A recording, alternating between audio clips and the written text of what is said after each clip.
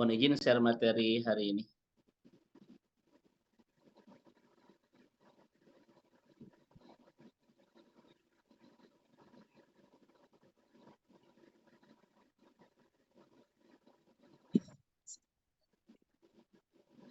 Sudah kelihatan Pak Dokter insya Allah ya? Sudah kelihatan Ustaz. Baik, alhamdulillah. Ibu dan Bapak sebelumnya mohon maaf nanti kalau ada suara banyak geduk-geduk. Karena sedang ada pembongkaran dinding di toilet. Baik. Iya. A'udzu billahi minasyaitonir rajim. Bismillahirrahmanirrahim. Alhamdulillahi rabbil alamin. Alhamdulillahilladzi bi ni'matihi tatimmus shalihat. Alhamdulillahilladzi allafa baina qulubina fa asbahna bi ni'matihi ikhwana. Wa asyhadu an la ilaha illallah wahdahu la syarikalah. Wa asyhadu anna Muhammadan abduhu wa rasuluh al-mab'utsu rahmatan lil alamin. Wahaikum jami'an bitahiyatil Islam, tahiyatil ukhuwah, tahiyatil mahabbah fillah, tahiyah thayyiban mubarakan wa tahiyatu ahlil jannah. Assalamualaikum warahmatullahi wabarakatuh. Waalaikumsalam warahmatullahi wabarakatuh. Allahumma ftah lana qulubana wa alhimna rusdana wahdina ila siratikal mustaqim. Sahabat surga yang semoga senantiasa Allah rahmati dan Allah berkahi. Wabil khusus salam ta'zim kepada Dr. Wedi, mudah-mudahan senantiasa beserta keluarga besar senantiasa menganugerahi Allah Subhanahu wa taala kesehatan, kebaikan, keberkahan. Senantiasa terus diistiqomahkan dalam ketaatan di dunia, dan semoga Allah Subhanahu wa taala bersamakan keluarga besar Pak Dokter bersama-sama sampai ke surga insyaallah. Amin. Jazakillah Ibu Tuti yang telah mengawali pertemuan sahabat surga sore hari ini dengan tilawah. Mudah-mudahan menjadi pemberkah di pertemuan sahabat surga. Juga Dr. Dele alhamdulillah hadir, Dr. Susi dan Teh Tina ya alhamdulillah semuanya hadir, Bunda Nani dan lain seterusnya. Puji dan syukur hanya milik Rabb kita Allah Subhanahu wa taala yang senantiasa selalu dan terus-menerus menghunjam indahkan di kedalaman hati kita nikmatnya iman, lezatnya hidayah, dan menakjubkannya hidup di jalan-jalan kebaikan. Sehingga kita terus bisa mengubah setiap nikmat sekecil apapun dalam hidup kita menjadi samudra syukur dan semesta bahagia tiada berbatas. Kita senantiasa terus bisa mengubah setiap anugerah yang tercurah, bahkan terus menderas tidak henti di kehidupan kita, menjadi bulir-bulir ketaatan terbaik dan terindah kita kepadanya. Mudah-mudahan silaturahim kita sore hari ini seluruh keluarga besar sahabat surga untuk menaut hati, mengajak cinta, melingkar iman di taman surga.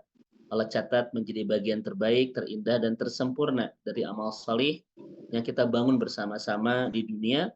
Mudah-mudahan bisa mengantarkan kita bersama penuh kebahagiaan sampai ke surga. Sahabat surga yang semoga senantiasa Allah rahmati, Allah berkahi, rahimani wa rahimakumullah. Hadal yawm, yakni al-maudu ar-rabi' atau al-muhadara ar-rabi'ah, pertemuan keempat ya, atau materi keempat dari asma Allah yang indah, yaitu Allah al-mujib, Allah yang mengijabah doa. Dan di pertemuan keempat ini kita akan membedah satu buku ya, atau satu kitab yang ditulis oleh Abdul Aziz Asy-Syahlub ya, atau Al-Fuad, Syekh Fuad Abdul Aziz Asy-Syahlub, yang terkait dengan Kitabul Adab, dan kita akan fokus kepada adabud du'a fil Islam.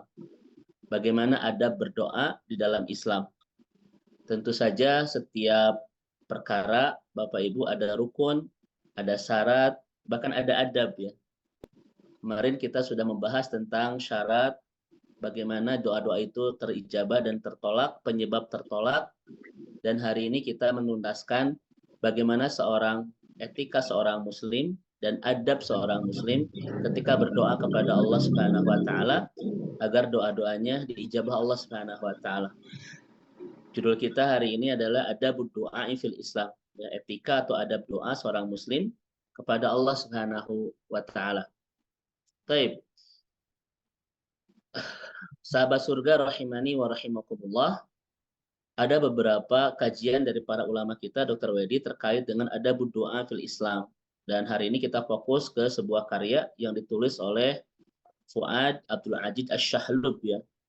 Dan di buku kitab ini membahas 22 etika seorang muslim, dan di antara etikanya adalah tentang adabud doa ilallah. Bagaimana cara berdoa yang baik kepada Allah Subhanahu wa taala.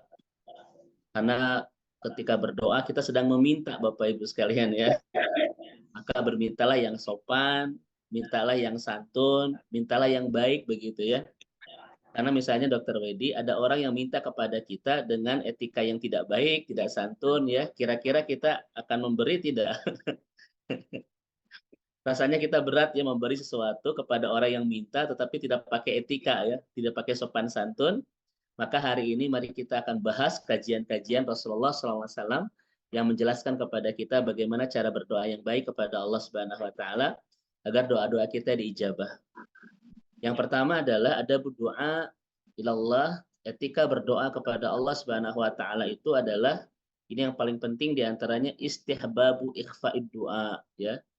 Istihbabu dianjurkan, ikhfa'i untuk merendahkan, untuk memelankan ya doa suara ketika berdoa Bapak Ibu sekalian.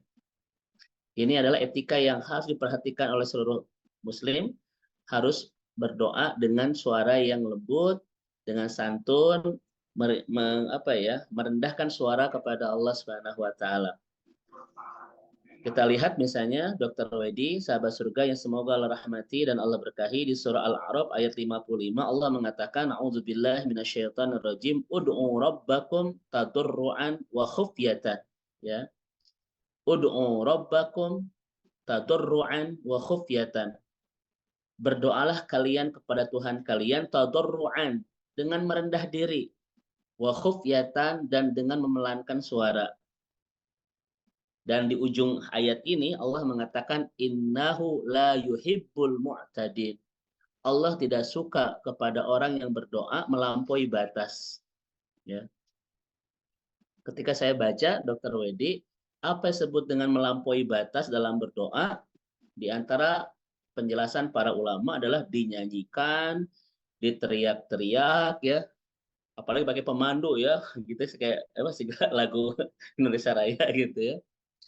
Bahkan saya kan hampir setiap bulan Pak Dokter ya berada di Tanah Suci, ketika jamaah ketika tawaf dan ketika sa'i, ternyata memang ada rombongan-rombongan yang ketika berdoa itu melampaui batas gitu ya. Dinyanyikan, dikeraskan, ya kayak rampak sekar gitu. Ini Bapak Ibu sekalian ya. Yang lucu adalah Bapak Ibu, itu ketika sa'i ada rombongan Indonesia itu Pak Dokter, memang doanya itu nyanyi gitu ya. Hubul waton minal iman dan lain sebagainya itu. Padahal berdoa itu meminta kepada Allah Subhanahu wa taala, maka mintalah yang baik begitu ya, dengan merendah diri dan suara memelankan. Amarallahu subhanahu wa ta'ala ibadahu ayastahidu fi du'ai ma israrihim. Kata para ulama, Allah Subhanahu wa taala dalam ayat ini memerintahkan seorang hamba untuk bersungguh-sungguh ketika berdoa. Bersungguh-sungguh ketika berdoa. Ini sudah kita sampaikan di kajian kemarin ya Bapak Ibu sekalian, di pekan kemarin, ma'a israrihim, bahkan memelankan, melembutkan ya suara ketika berdoa, merahasiakan doanya, wa adamu raf'is saut, dan tidak boleh meninggikan suara ketika berdoa kepada Allah Subhanahu wa taala. Nah, ini Bapak Ibu dirahmati Allah Subhanahu wa taala. Bahkan dalam sebuah hadis riwayat Imam Bukhari dan Imam Muslim, Rasulullah SAW Bapak Ibu tuh pernah marah kepada para sahabat ya, ketika para sahabat berdoa di masjid dengan suara-suara yang keras gitu. Apa kata Rasulullah SAW? Ayuhan nas irba'u ala anfusikum. Rasulullah mengatakan kepada para sahabat, wahai manusia irba'u, tenangkan diri kalian dalam berdoa, pelankan. Innakum laisa tada'una, karena kalian bukan berdoa kepada as-summa wala ghaiban, kepada Allah yang bisu dan jauh. Anda itu innakum tada'una sami'an qariba. Anda itu berdoa kepada Allah yang maha dekat dan maha mendengar itu. Ini Bapak Ibu sekalian. Ini adalah salah satu kalimat Rasulullah kepada para sahabat yang ketika berdoa dengan suara yang keras itu. Irba'u ala anfusikum. Pelankan suara kalian ketika berdoa. Kenapa? Karena kalian berdoa bukan kepada Allah yang tuli dan jauh. Anda itu berdoa kepada Allah yang dekat dan yang maha mendengar. Bahkan ibu dan bapak sekalian, para ulama kita, Pak Dr. Wedi, ya, beberapa salafus soleh, justru ketika kita mengeraskan suara dalam berdoa, berarti kita menganggap Allah itu jauh itu ya. Ini ada Bapak Ibu sekalian. Dan innahu la yuhibbul mu'tadin. Jangan pernah melampaui batas ketika berdoa. Dikeraskan, dinyanyikan, teriak-teriak ya, dan lain seterusnya. Itu para ulama disebut dengan al-mu'tadin. Bahkan ketika saya mimpin sa'i Bapak Ibu sekalian di tahun kemarin 2023, dengan suara yang agak nyaring, saya langsung ditegur oleh seorang syekh di Mekah itu. Dia mengatakan bahwa doa kalian itu atau doa saya itu alil adab, walil adab, tidak beretika kepada Allah Subhanahu wa taala. Saya langsung ditegur ketika sa'i Bapak Ibu sekalian waktu tahun kemarin ya, ketika memimpin jamaah melaksanakan ibadah umroh, dan ketika itu waktu sa'i, pelaksanaan sa'i. Nah, ini adalah etika, yaitu ikhfa, memelankan, merendahkan ya. Kenapa?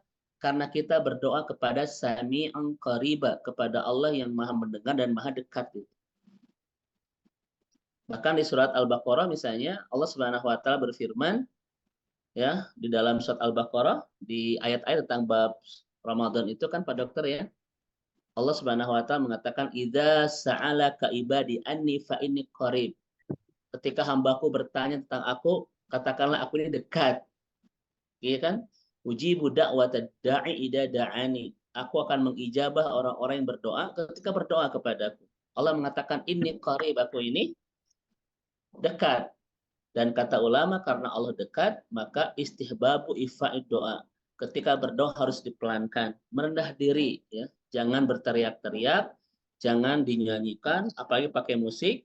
Karena itu semuanya innahu la yuhibbul mu'tadin. Orang-orang yang melampaui batas dan Allah tidak suka itu. Ini Bapak Ibu, apa kata Syekh Islam Ibnu Taimiyah rahimahullah? Ibnu Taimiyah mengatakan laqad kanal muslimuna yastahiduna fid du'a. Bahwa seorang muslim harus bersungguh-sungguh ketika berdoa. Kenapa? Karena dia sedang meminta kepada Allah Subhanahu wa taala. Dia sedang banyak kebutuhan, sedang banyak hajat dan sedang meminta kepada Allah. Wa ma yasma'u lahum saut, ya. Dan dengan suara yang tidak usah didengar sama yang lain. Ini Bapak Ibu sekalian. Ai makanat illa hamsan bainahum wa baina rabbihim. Karena doa itu adalah bisikan-bisikan seorang hamba dengan Tuhannya. Ya. Jadi kalau bahasa kita Bapak Ibu sekalian, karena berdoa itu adalah ngaharewas kepada dokter. Seorang hamba berbisik kepada Tuhannya tanpa harus didengarkan oleh hamba-hamba yang lain. Nah, ini kalimat Ibnu Taimiyah, Syekhul Islam Ibnu Taimiyah dalam Majmu'atul Fatawa terkait dengan adab doa seorang muslim. Pertama adalah yastahid, bersungguh-sungguh ketika berdoa. Yang disebut bersungguh-sungguh di sini pekan kemarin sudah kita bahas Bapak Ibu, yaitu idharu goyatul iftikor, menampakkan sepenuh kebutuhan dan kepakiran kita kepada Allah. Seakan-akan kalau Allah tidak ngasih, tidak mengabulkan, kita tidak punya siapa-siapa lagi. Ya kan? Maka bukti kesungguh-sungguhan doa kita itu adalah kata Nabi, tidak boleh menggunakan kalimat insyikta, jika engkau berkehendak. Ya Allah, jika engkau berkehendak, ampuni aku. Kalaupun tidak apa-apa. Jangan begitu wasilahnya. Karena doa itu harus menekan. Rabbik firli, ampuni aku. Warhamni, rahmati aku. Wajburni, sembuhkan luka-lukaku ya Allah. Warfa'ni, angkat derajatku ya Allah. Warzukni, berikan kami rizki ya Allah. Wahdini, berikan kami hidayah ya Allah. Semuanya menekan itu. Ya. Tidak usah dan tidak boleh menggunakan insyita jika engkau berkehendak. Kalimat jika engkau berkehendak itu menunjukkan bahwa kita tidak sungguh-sungguh meminta kepada Allah Subhanahu wa taala. Nah, ini kata Ibnu Taimiyah, yastahiluna fid du'a, bersungguh-sungguh dalam doa. Yang kedua, wa ma yasma'u lahum saut, dan dengan suara yang tidak didengar oleh yang lain. Karena doa itu adalah bisikan seorang hamba kepada Robnya, kata Ibnu Taimiyah. Yang pertama Bapak dan Ibu ya, al-adab fi doa, etika yang baik di dalam berdoa. Maka Rasulullah pernah marah kepada para sahabat yang mengeraskan suara ketika berdoa di dalam masjid.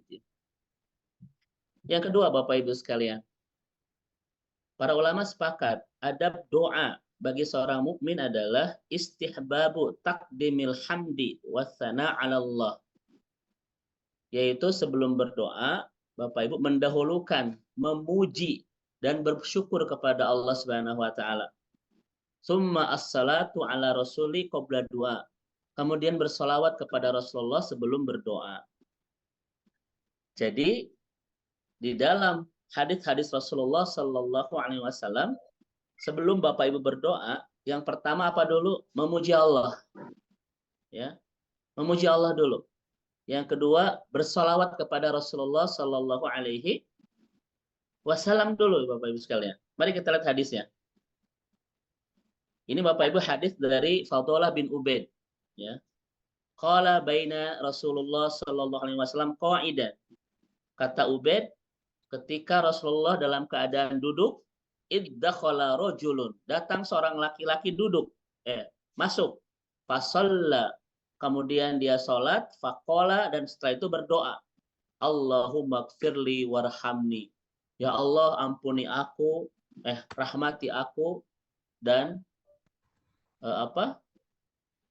waqfirli itu ampuni aku dan rahmati aku. Jadi ketika Rasulullah duduk, Bapak Ibu sekalian, datang seorang laki-laki, sholat, kemudian berdoa.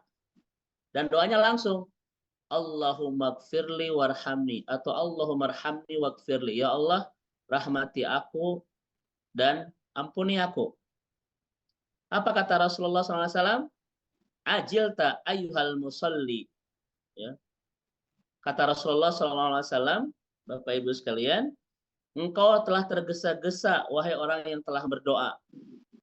Idza shallaita wa'atta, ketika Anda berdoa kepada Allah Subhanahu wa taala, mohon maaf, apabila Anda telah selesai sholat, Bapak Ibu sekalian, faqa'atta, kemudian Anda duduk, fahmadillah, kemudian Anda harus memuji Allah Subhanahu wa taala karena Allah berhak mendapatkannya.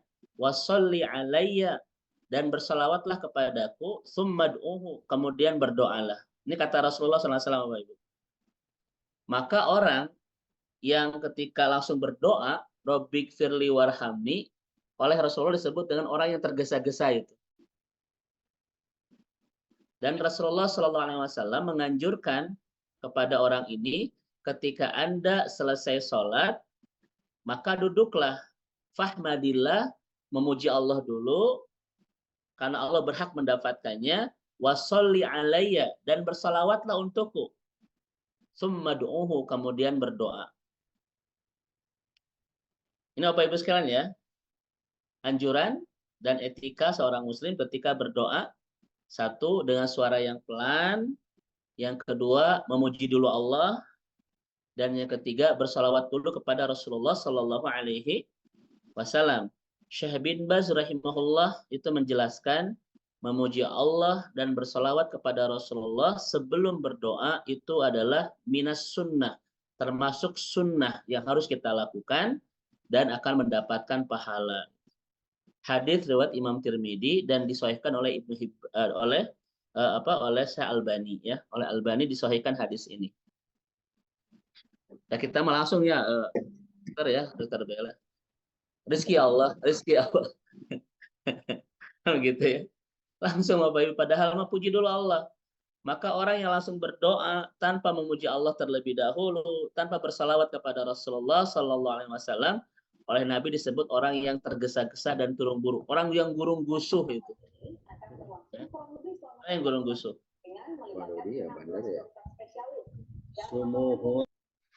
Baik. Kemudian qala An-Nawawi rahimahullah. Imam An-Nawawi rahimahullah mengatakan, Bapak Ibu sekalian, azma al-ulama'u, semua ulama sepakat ala istihbabi ibtida'id doa, disunahkannya memulai doa bilhamdillah atau bilhamdulillah ya. Ini ada, mohon maaf agak salah Bapak Ibu, yaitu dengan alhamdulillah ya. Kemudian memuji Allah Subhanahu wa taala, summa as-salatu ala Rasulillah, kemudian bersolawat kepada Rasulullah sallallahu alaihi wasallam, wa kadzalika tahtimud doa, dan demikian juga ketika menutup doa. Ini kata Imam An-Nawawi. Jadi ketika Bapak Ibu berdoa, pertama memuji dulu Allah, subhanallah, walhamdulillah. Yang kedua adalah bersalawat kepada Nabi. Begitupun ketika menutup doa, kata Imam An-Nawawi.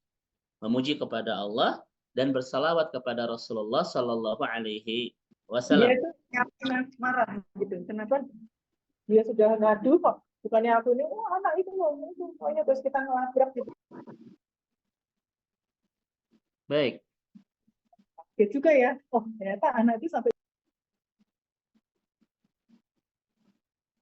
Baik, Bapak Ibu sekalian, inilah kalimat dari Imam An-Nawawi. Punya pemikiran seperti itu. Baik.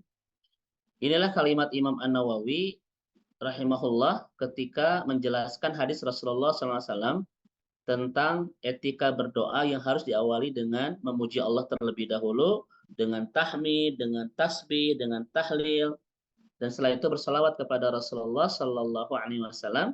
Demikian juga ketika menutup doa, ya, dengan memuji Allah dan bersalawat kepada Rasulullah. Ini pendapat dari Imam Nawawi ya rahimahullah yang mengarang kitab Riyadhus Shalihin dan Arba'in, ya, kitab Arba'in.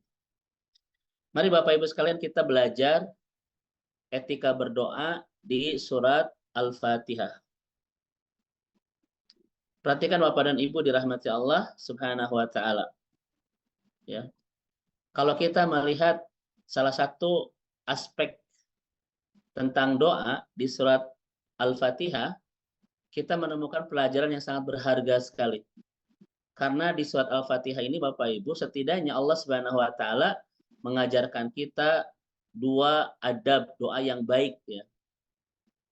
Yang pertama, mari kita lihat Bapak Ibu sekalian. Isi Bapak Ibu, isi Al-Fatihah itu pujian dan doa, ya, pujian dan doa. Bismillahirrahmanirrahim, memuji Allah.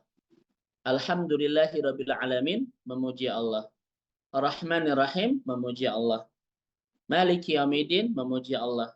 Iyyaka na'budu wa iyyaka nasta'in, memuji Allah. Setelah itu berdoa, ihdinas siratal mustaqim. Siratal ladzina an'amta 'alaihim ghairil maghdubi 'alaihim waladhdallin. Ya kan Bapak Ibu? Al-Fatihah cuma dua isinya. Pertama memuji Allah dari ayat pertama sampai ayat 5. Dan setelahnya adalah berdoa kepada Allah Subhanahu wa taala, dimulai dari kalimat ihdinas siratal mustaqim siratal ladzina an'amta 'alaihim ghairil maghdubi 'alaihim waladhdallin. Amin. Bapak Ibu lihat. Pelajaran pertama di surat Al-Fatihah mengajari doa kepada Allah adalah sebelum kita berdoa, puji dulu Allah. Bahkan saya tanya kepada Bapak Ibu, di surat Al-Fatihah, berapa kali kita memuji kepada Allah? 5 kali. Dan memintanya 1, ya kan? Bismillahirrahmanirrahim. Alhamdulillahirabbil alamin. Ar-Rahmanir-Rahim. Maliki yaumiddin. Iyyaka na'budu wa iyyaka nasta'in. Semuanya memuji Allah. 5 kali pujian. Kemudian doanya 1. Ihdinas siratal mustaqim. Siratal ladzina an'amta 'alaihim, dan seterusnya. 5 pujian, 1 permintaan. Itulah Al-Fatihah mengajari kepada kita sebelum meminta kepada Allah, puji dulu Allah. Dan itu adalah sunnah yang disepakati oleh para ulama kita. Coba saya tanya kepada ibu-ibu di sini, Bu. Kalau kita meminta ke suami, memuji dulu suami. Kira-kira kemungkinan besar itu dikasih tidak, Bu? Dikasih. Ayah, pisan. Bagikan bulan purnama dalam hidupku. Wah, terusnya gitu Bapak sekalian. Kan gitu ya. Kalau ibu tidak percaya, sok Bu, iya mah gara suami datang ke rumah, ayah uang ayah. Uang. Ini cenderung tidak dikasihnya itu besar ya. Tapi kalau memuji dulu ya, engkau bagikan rembulan dalam hidupku. Ya, rasanya tanpamu aku bagikan malam tanpa cahaya. Wah, terusnya gitu. Dalam hati prep misalnya gitu ya. Nah, begitu. Maka demikian juga kepada Allah Subhanahu wa taala disunahkan oleh para ulama kita untuk memuji sebelum berdoa. Bahkan Al-Fatihah mengajari kita Dr. Wedi ya, memuji Allahnya 5, doanya 1 itu. Masya Allah, Bapak Ibu. Dan ini adab yang baik berdoa kepada Allah. Puji dulu. Silakan bertahmid dulu. Silakan bertasbih dulu. Silakan bertakbir dulu. Setelah itu bersolawat kepada Rasulullah Shallallahu Alaihi Wasallam. Dan ini sunnah. Kemudian setelah itu silakan minta kepada Allah Subhanahu Wa Taala. Pelajaran yang kedua dari surah Al-Fatihah terkait dengan ketika kita berdoa kepada Allah Subhanahu Wa Taala, Bapak Ibu sekalian, di dalam surah Al-Baqarah ketika kita berdoa menggunakan domir nahnu. Ihdina, tunjukkan hidayah kepada kami. Atau hidayahi kami ya Allah. Ini menggunakan domir nahnu. Nahnu itu artinya kami. Maka kalau kita belajar kepada suratul Fatihah, ketika kita berdoa Bapak Ibu, itu lebih ahsan, lebih baik menggunakan kata ganti kami. Jangan terus aku, tapi kami. Ya, kami di sini Bapak bisa satu keluarga, bisa orang-orang beriman itu. Ya Allah, hidayahi kami. Ini adalah pelajaran yang baik ya Bapak Ibu sekalian ketika meminta kepada Allah. Artinya kita tidak hanya kita yang meminta kepada Allah, tapi kita pun meminta kepada Allah juga agar Allah pun memberikan kepada yang lain. Ini etika yang baik tidak? Silakan Bapak Ibu lihat. Doa di surat Al-Fatihah menggunakan kata ganti saya atau kata ganti kami. Lihat. Itu tidak ihdi sirat ihdi sirat hidayahi aku tidak, tapi hidayahi kami. Ini menunjukkan apa Bapak Ibu? Menunjukkan bahwa umat Islam betul-betul menginginkan kebaikan bagi yang lain sebagaimana dia pun menginginkan kebaikan bagi dirinya. Setuju ya? Berarti di sini memang tidak mengajari kita untuk egois. Doakan juga yang lain. Doakan keluarga, doakan umat Islam yang lain. Dengan menggunakan apa? Dengan menggunakan kalimat kami. Hidayahi kami ya Allah ke jalan yang lurus. Nah Bapak Ibu sekalian. Dan tambahannya Bapak Ibu sekalian, di surat Al-Fatihah, dari banyak permintaan kita kepada Allah, kan Bapak Ibu ini banyak permintaan kan? Kelihatan wajah-wajahnya ini. Wajah-wajah yang banyak permintaan. Dari banyak permintaan kita kepada Allah, suratul Fatihah mengajari kita apa yang kita pinta yang terbaik kepada Allah. Dari banyak permintaan kita kepada Allah, Bapak Ibu, ternyata surat ini cuma mengajari kita minta satu kepada Allah. Dan permintaan ini kita ulang-ulang setiap hari sampai belasan kali. Minta apa Bapak Ibu? Minta hidayah Bapak Ibu sekalian ya, agar kita senantiasa ada di jalan yang lurus. Kenapa Bapak Ibu kita minta hidayah? Bahkan ketika berdiri, ihdinas siratal mustaqim. Hidayahi kami ya Allah. Ketika duduk kita bilang apa? Allah di antara dua sujud, Rabbik firli warhamni wajburni warfa'ni warjukni wahdini. Apa arti wahdini, Bu Tuti? Ya. Hidayahi kami. Hidayah aku Bapak Ibu sekalian. Ya kan? Hidayah aku. Al-Fatihah, hidayahi kami. Ketika duduk, hidayahi aku Bapak Ibu. Kenapa di dalam sholat, Bapak Ibu sekalian, di puncak ketaatan kita kepada Allah itu, permintaan kita dibimbing oleh Rasulullah cuma satu, minta hidayah. Bukan minta yang lain, walaupun kelihatan kita ini banyak permintaan kepada Allah. Itu dijelaskan oleh Dr. Ali As-Salabi ya Pak Dr. Wedi. Apa kata Dr. As-Salabi, Bapak Ibu sekalian? Karena hidayah itu adalah, Bapak Ibu sekalian, apa kalau bahasa beliau itu a'damun ni'am wal ataya. Bahwa hidayah itu adalah anugerah paling agung yang Allah berikan kepada seorang hamba, yang tidak ada keagungan sebuah pemberian kepada kehidupan seorang hamba kecuali ketika Allah memberikan hidayah dalam kehidupannya. Ini Bapak Ibu sekalian. Jadi di dalam surat Al-Baqarah, Al-Fatihah ini Bapak Ibu sekalian mengajari kita minta dunia atau minta keselamatan untuk akhirat. Akhirat. Ya, Dunia akhirat. Al-Fatihah mengajari kita Bapak Ibu untuk meminta tidak hanya dunia, tapi mintalah hidayah. Hidayah ini Bapak Ibu akan menyelamatkan manusia dari keselamatan di dunia dan kebahagiaan di akhirat itu. Ya. Jangan terbiasa kita terus minta dunia sampai kita lupa untuk minta akhirat.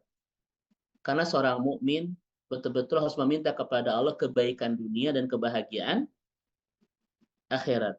Dan hidayah ini adalah, kata Ali As-Salabi, sebuah anugerah yang Allah berikan kepada seorang hamba yang bisa mengantarkan hamba ini selamat di dunia dan bahagia di akhirat. Ya. Atau kita meminta dunia, ya Allah rezeki ya Allah, turunkan kolesterol ya Allah. Gitu. Dunia terus gitu. Sampai turunkan kolesterol ya Allah gitu ya. Ayo Bapak Ibu. Bahkan Rasulullah Shallallahu Alaihi Wasallam di hadis riwayat Imam Bukhari, "Idza sa'altumullaha fas'alhul firdaus." Ketika Anda minta sama Allah, mintalah surga Firdaus. Rasul mengajari kita tidak harus minta dunia, tapi mintalah kehidupan yang lebih baik daripada dunia, yaitu surga.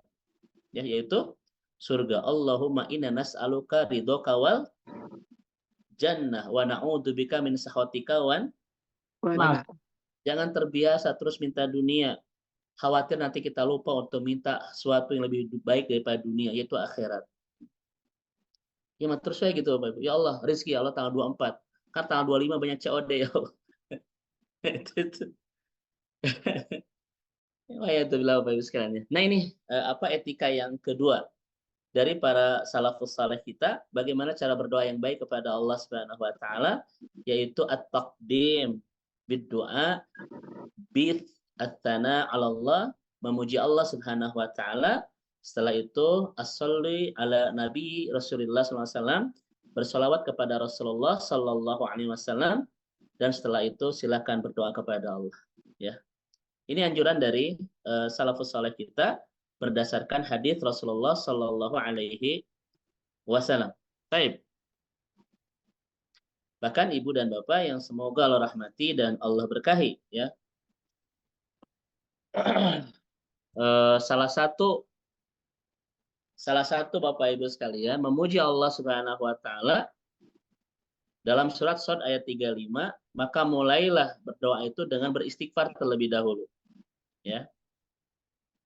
Dengan beristighfar terlebih dahulu. Bentar. Ini diajarkan oleh doa oleh Nabi Sulaiman, Bapak Ibu sekalian, ya. Yang sudah kita bahas di pertemuan sebelumnya. Nabi Sulaiman alaihissalam itu mengajari kita berdoa kepada Allah, etikanya diawali dulu dengan istighfar. Rabbighfirli wa habli mulkan. Ya Allah, ampuni aku dan berikan aku kerajaan. Sebelum meminta kerajaan, Nabi Sulaiman mengawali dulu dengan zikir, yaitu berminta ampun kepada Allah Subhanahu wa taala, ya. Baik. Ini adalah Nabi Sulaiman di surat Shad ayat 35. Sudah kita bahas di pertemuan kemarin kalau tidak salah. Baik. Sekarang Ibu dan Bapak yang dirahmati Allah Subhanahu wa taala, kita masuk ke etika yang ketiga, sebagaimana yang disampaikan oleh para ulama kita terkait dengan adab-adab dan etika-etika yang baik berdoa kepada Allah. Dan ini pun ditulis oleh Syekh Fuad Abdul Aziz Asy-Syahlub dalam kitab beliau Kitabul Adab. Etika yang ketiga adalah istihbabu al-ityani bi jawami'id du'ai, ya. Istihbabu al-ityani bijawami'id du'ai, yaitu dianjurkan Bapak Ibu sekalian, ya, ketika berdoa itu yaitu menggunakan bijawami'id du'a, ya, dengan redaksi jawami' dalam berdoa. Di jawami ini Bapak Ibu mencakup segalanya itu. Ya. Jadi ketika berdoa Bapak Ibu sekalian, itu betul-betul doa kita ini mencakup kebaikan dunia dan akhirat Bapak Ibu sekalian, ya. Tidak hanya minta dunia, tetapi juga minta kebaikan dunia dan akhirat. Yang namanya jawami'id du'a Bapak Ibu sekalian. Contoh, mari kita lihat Ibu dan Bapak. Maka seluruh doa-doa yang diajarkan di Al-Quran dan As-Sunnah itu semuanya menggunakan kalimat jawami'ud du'a. Maka di etika yang ketiga ini seakan-akan para ulama kita mengatakan adab berdoa yang baik kepada Allah itu adalah menggunakan doa-doa yang Allah ajarkan di dalam Al-Quran dan Nabi ajarkan di dalam hadis. Saya tanya kepada Bu Tuti, boleh nggak kita berdoa dengan bahasa sendiri? Boleh Bapak Ibu sekalian. Tapi etika yang baik adalah berdoalah dengan doa-doa yang sudah dicontohkan Allah dan Rasulnya. Itu namanya jawami'ud du'a Bapak Ibu sekalian. Boleh kita berdoa Bapak dan Ibu dengan bahasa kita sendiri, ya. Walaupun tidak boleh Bapak Ibu sekalian apa? Dengan ya Allah abdi teh kieu-kieu teuing atau ada kata-kata gitulah kalau bahasa Sunda, ya. Ya Allah, abdi teh meuni kieu-kieu teuing.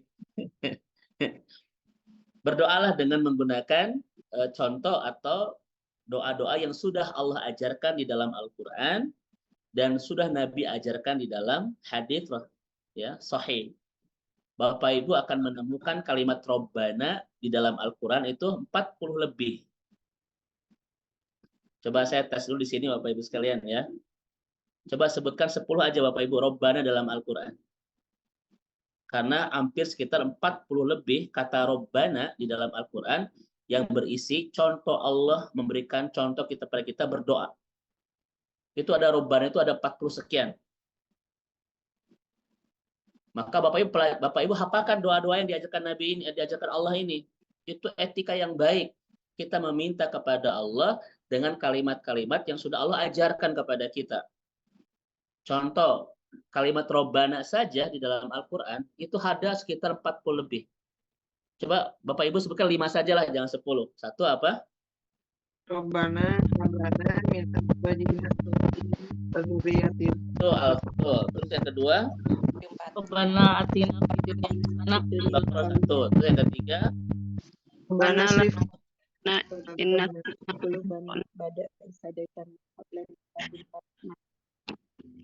Baik, yang keempat, betul itu juga. Rabbana atina min ladunka rahmatan wa hayyi lana min amrina rasyada. Yang kelima? Rabbana srif anna adzab jahannam innal Betul. Ya.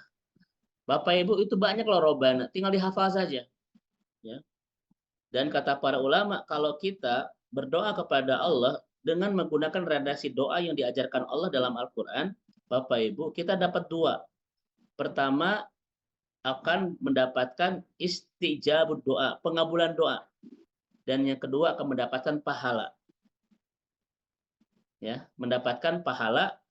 Kenapa? Karena kita berdoa dengan redaksi yang terbaik dari Allah Subhanahu wa taala. Karena tidak ada redaksi doa terbaik Bapak Ibu kecuali yang diajarkan Allah dalam Al-Qur'an itu. Dan setelah itu Bapak Ibu harus mengerti maknanya.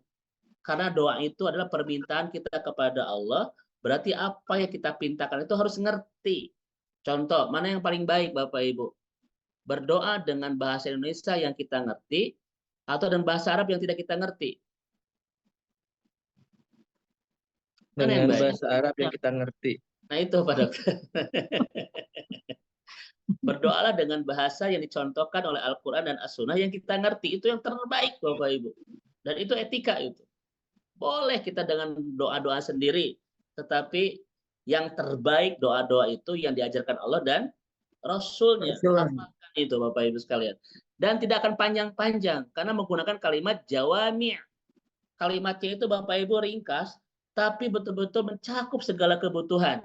Itu jawam itu begitu. Kan kata-kata Nabi itu pernah saya sampaikan jami'ul kalim. Nabi itu kalau mau ngomong, Bapak Ibu, tidak panjang lebar, tapi menjelaskan banyak makna. Namanya jami'ul kalim. Kata-katanya singkat, menjelaskan banyak makna. Kita mati balik, kata-katanya banyak, itu jelas. Gitu. Kan gitu. Nah, ini Bapak Ibu, contoh.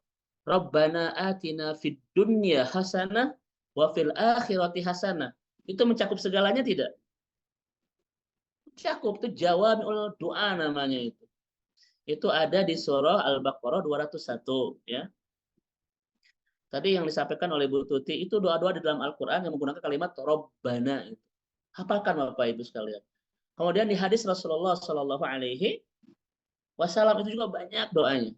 Kita hafalkan. Insya Allah menghafal doa yang diajarkan oleh Rasulullah dan Allah bagian dari ibadah kita kepada Allah. Mari kita lihat Ibu dan Bapak yang dirahmati Allah. Ya. Kita lihat di sini Bapak Ibu sekalian. Mohon maaf. Nah, ini Bapak dan Ibu ya.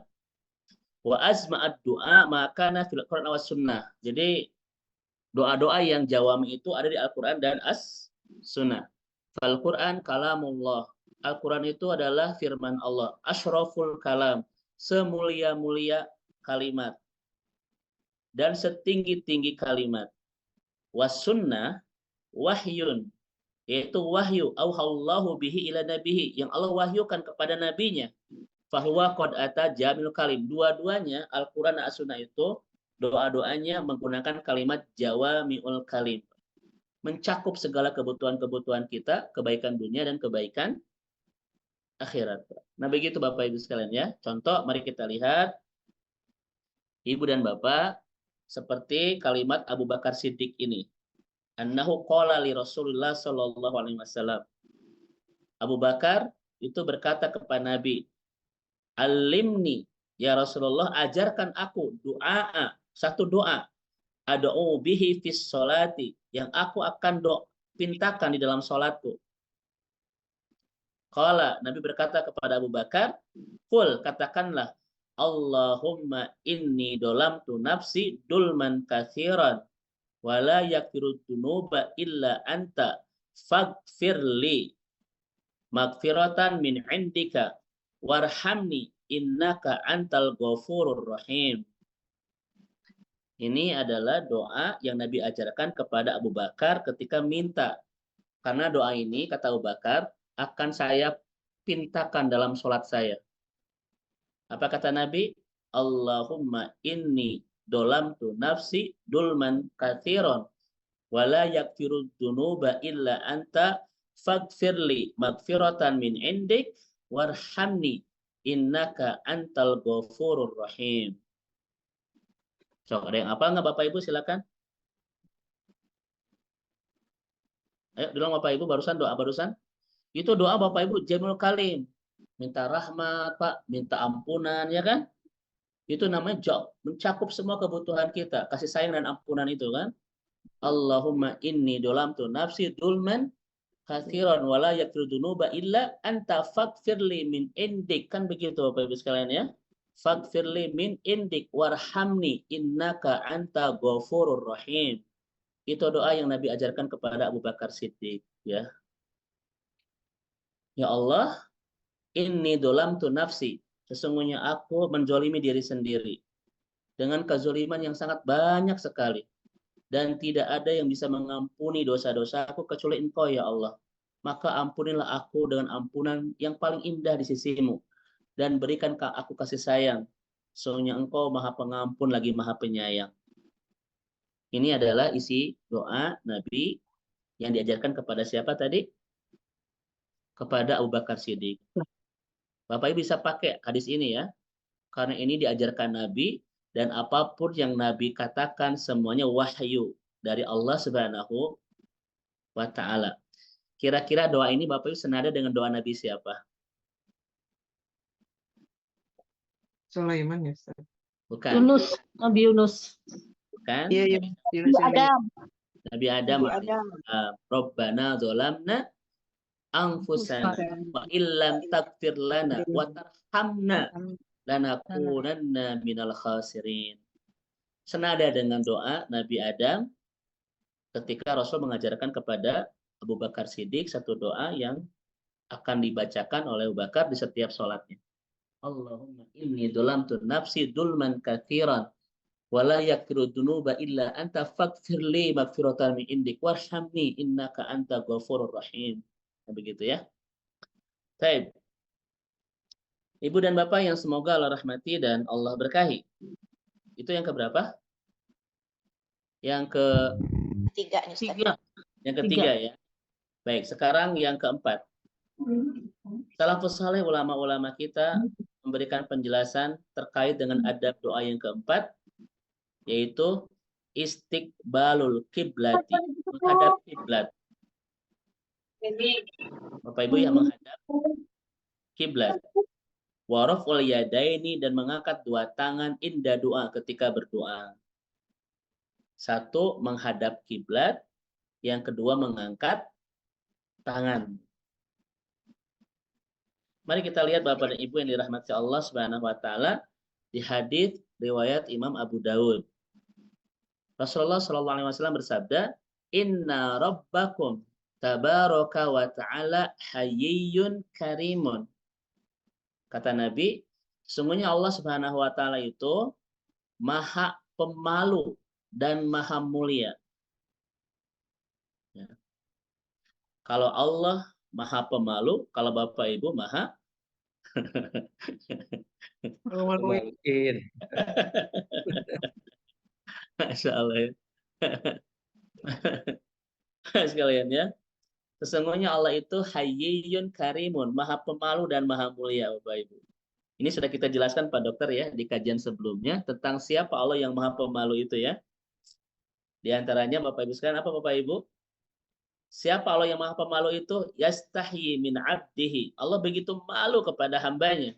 Idza rafa'a yadaihi, ketika hamba ini mengangkat kedua tangannya ilaihi, kepadanya untuk berdoa, ayyaruddahuma sifron, kemudian mengembalikan tangan itu sifron, dalam keadaan zong, dalam keadaan kosong, artinya dalam keadaan tidak diijabah. Allah malu kalau tidak mengijabah seorang hamba yang mengangkat tangannya ketika berdoa itu. Allah malu kalau tidak mengijabah, Bapak Ibu sekalian. Maka kata Syekh bin Baz rahimahullah, mengangkat kedua tangan ketika berdoa min sunnati Rasulillah dan wa asbabu ijabati doa. Mengangkat tangan ketika berdoa kepada Allah bagian dari sunnah Nabi dan penyebab doa kita cepat terkabul. Itu kata Syekh bin Baz rahimahullah. Nah, Bapak Ibu, bagaimana cara berdoanya Bapak Ibu sekalian? Bagaimana cara berdoanya Bapak dan Ibu? Cara berdoa yang baik, wa yakunu batinul kaffi ila sama, Bapak Ibu. Jadi, ini Bapak Ibu ya.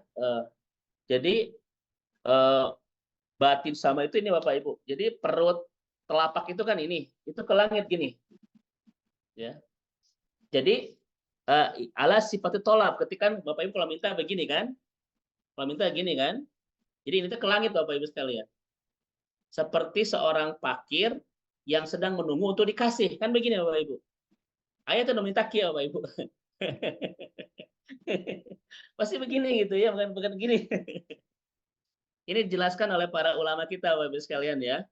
Jadi bagaimana cara mengangkat tangannya itu, kata para ulama, wa yakunu batinul kaffi ila sama. Jadi menempatkan perut telapak ini ke langit gini nih. Ya. Ala sifatnya tolap. Seperti kita sedang meminta, kan minta gini Bapak Ibu ya. Ada nggak minta gini Bapak Ibu? Mau gitu ya Bu Tuti. Kita wow gitu ya. Pasti begini ya. Seperti orang yang sedang merendah, yang seorang fakir yang sedang menuntut untuk dikasih, kan begini ya Bapak Ibu sekalian. Nah, itu cara berdoa yang baik ya. An Malik bin Yasar, dari Malik bin Yasar, anna Rasulullah sallallahu alaihi wasallam, sesungguhnya Nabi sallallahu alaihi wasallam qala, bersabda, idza sa'altumullaha, ketika Anda minta sama Allah, fas'aluhu, maka mintalah bibutuni ukaffikum, dengan menggunakan perut telapak. Ya gini kan?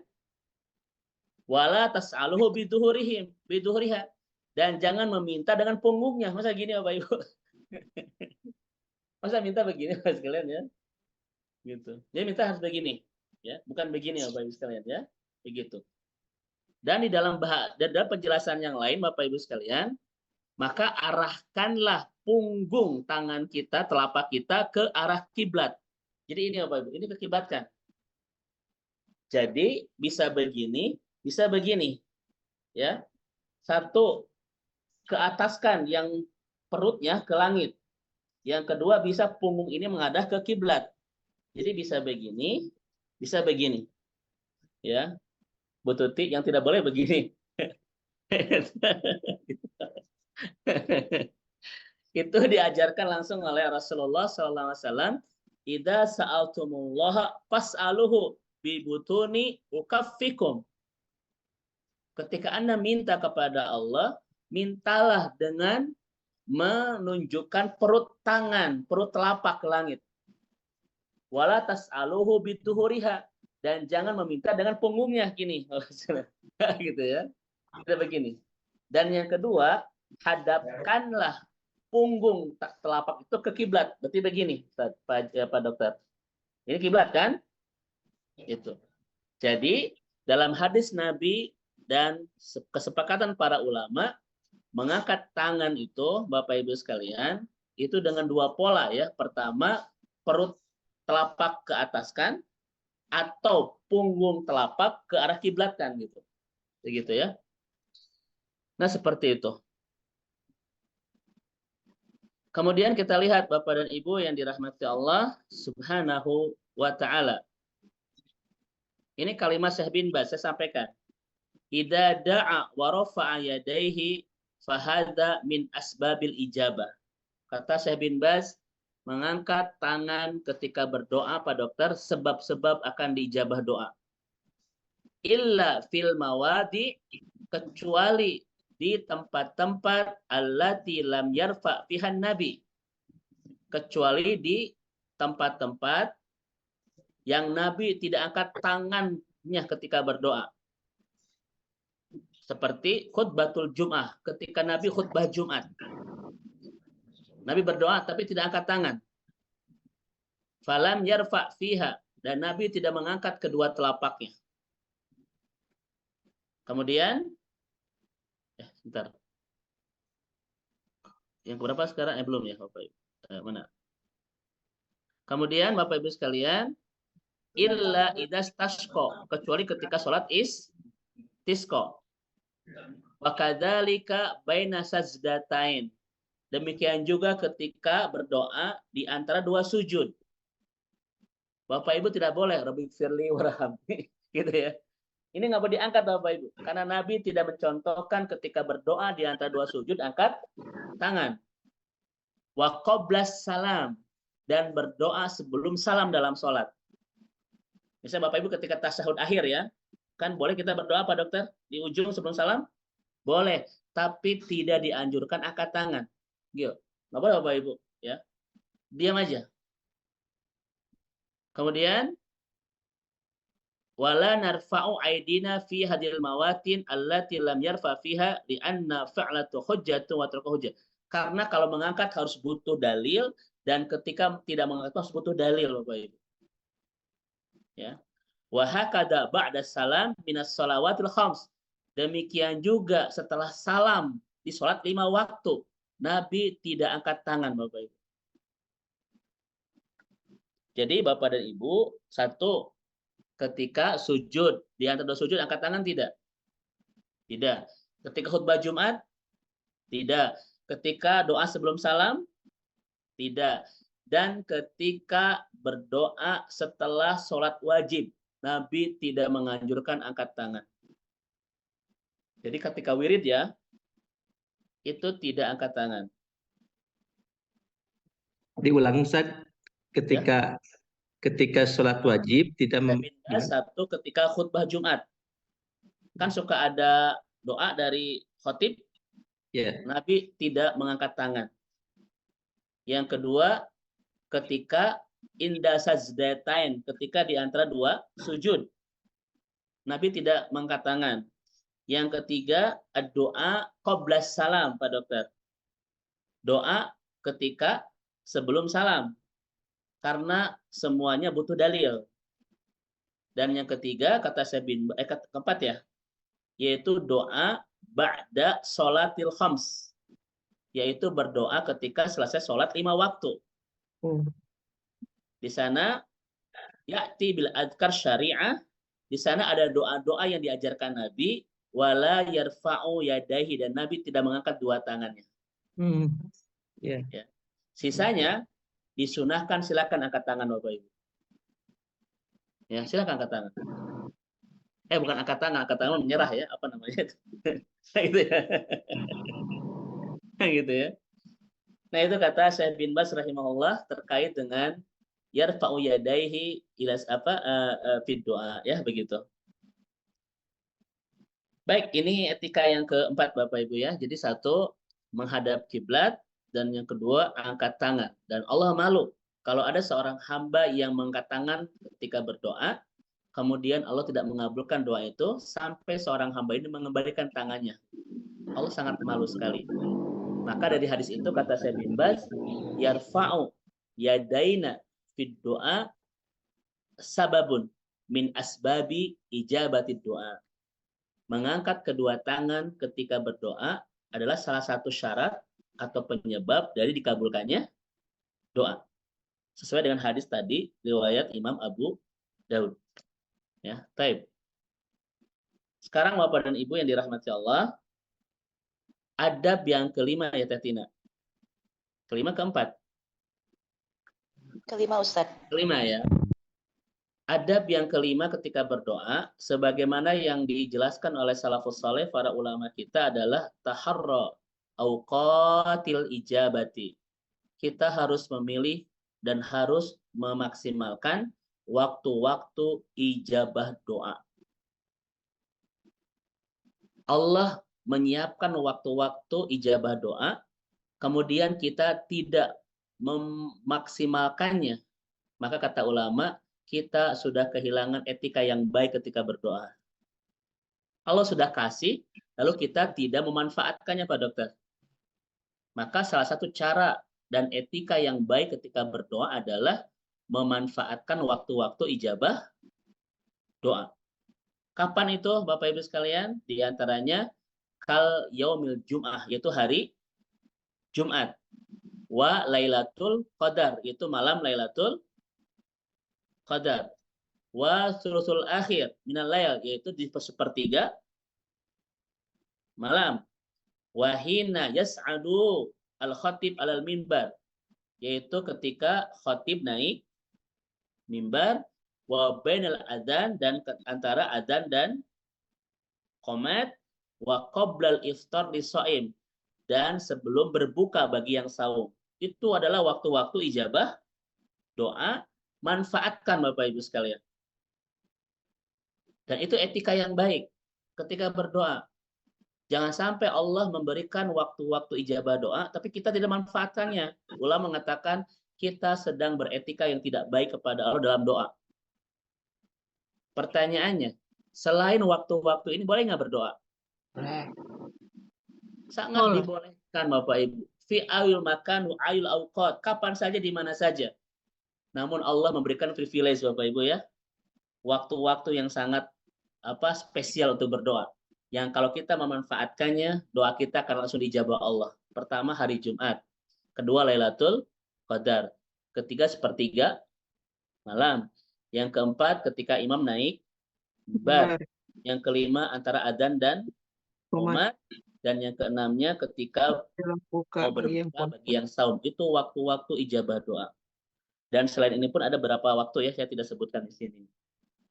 Karena ulama masih agak berikhtilaf Pak Dokter terkait dengan waktu-waktu itu. Namun yang ini itu sudah al-izma al-ulama ya, sudah disepakati oleh para ulama kita ya.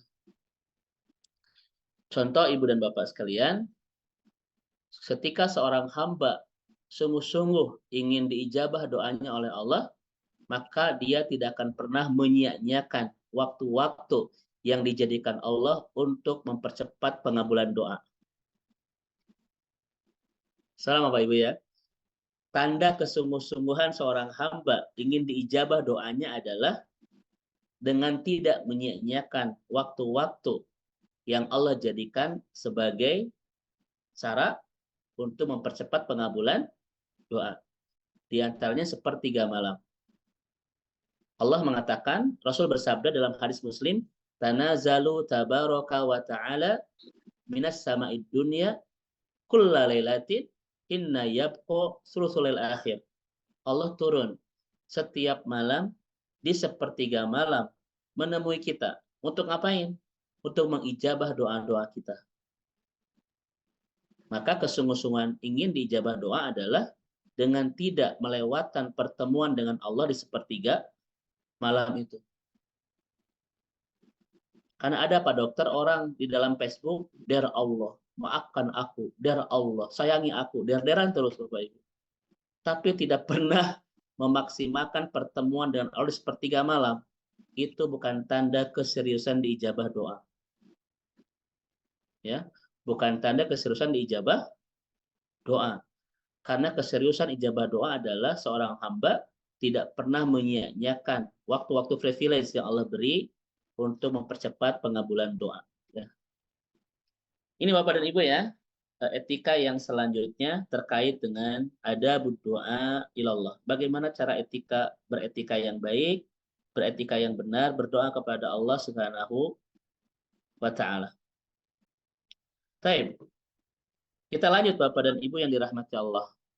Rahimani wa rahimakumullah. Etika dan adab selanjutnya yang dibahas oleh para salafus salih kita terkait dengan bagaimana cara berdoa yang baik kepada Allah adalah Bapak Ibu dengan bertawasul kepada Allah. Bi ahadi anwa'it tawassul al-masyru', dengan salah satu tawasul yang disyariatkan. Jadi bertawasul dalam berdoa dengan tawasul yang disyariatkan itu bagian dari berdoa yang baik kepada Allah. Pertanyaan saya kepada Bapak Ibu, berapa cara tawasul yang disyariatkan, yang dibolehkan untuk kita lakukan? Tawasul itu kan menggunakan perantara kepada Allah. Tawasul menggunakan perantara agar kita sampai kepada Allah. Tawasul yang dibolehkan di dalam syariat kita cuma 3 Bapak Ibu. Selainnya tidak boleh. Yang pertama adalah at-tawasul bi asma'illahi al-husna. Bertawasul dengan menggunakan nama-nama Allah yang baik. Itu dianjurkan. Bapak Ibu minta rezeki, pakai ya Razzaq. Itu etika yang baik.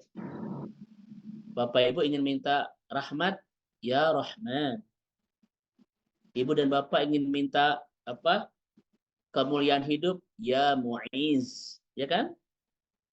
Bapak Ibu ingin dapat rezeki yang banyak, bisa ya Wahab, ya Razzaq, ya Mannan, boleh itu. Ya. Itu adalah etika yang baik dan tawasul yang dibolehkan. Maka ketika kita mau berdoa, Pak Dokter, sahabat surga yang lain, maka dianjurkan kita menggunakan tawasul ini, yaitu menggunakan nama-nama Allah sesuai dengan permintaan kita. Itu ya. Tadi Bapak Ibu minta hidayah apa? Menyebut nama Allah apa? Ya Hadi. Ya Hadi, bukan ya Hidayah. Kalau Hidayah itu nama masjid Bapak Ibu sekali. Itu ya. Ya Hadi. Nah begitu ya. Bapak Ibu butuh untuk ditutup aib-aib kita, ya Sattar. Bapak Ibu ingin dapat solusi dari setiap masalah, ya Fattah. Itu boleh ya. Dan itu adalah bagian dari berdoa yang baik kepada Allah. Tawasul yang kedua yang dibolehkan dalam syariat adalah Bapak Ibu sekalian bertawasul dengan amal soleh kita. Itu boleh. Contoh, mudah-mudahan sodakoh ini melancarkan ujian anak saya. Mudah-mudahan sodakoh ini melancarkan pekerjaan suami saya. Itu tawasul yang masyru'iyah yang dibolehkan. Ya. Mudah-mudahan Bapak Ibu saum ini betul-betul mengantarkan doa-doa saya diijabah. Boleh tidak? Dibolehkan. bertawasul dengan amal soleh itu sangat dibolehkan di dalam syariat. Ya. Dan yang terakhir, tawasul dibolehkan adalah kepada orang soleh yang masih hidup. Yang sudah meninggal tidak boleh. Di sini Pak Dokter banyak kemusyrikan sekali ya. Kita meminta kepada yang sudah meninggal. Padahal dalam syariat kita sangat tidak dibolehkan. Bahkan kepada orang-orang setingkat Nabi saja, kita tidak boleh bertawasul untuk meminta kepada Allah. Nabi sudah tiada. Makanya ketika Bapak Ibu datang ke Madinah, berziarah ke makam Rasul, bersolawatlah, mendoakan Rasulullah SAW, bukan meminta doa.